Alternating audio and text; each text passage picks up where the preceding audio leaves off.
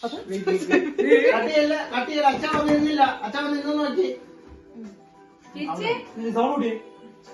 ഇവിടെ ഇവിടെ പൂപ്പി.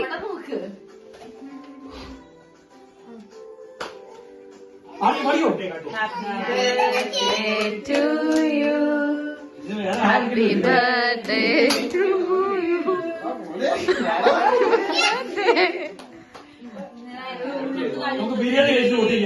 Happy birthday to you.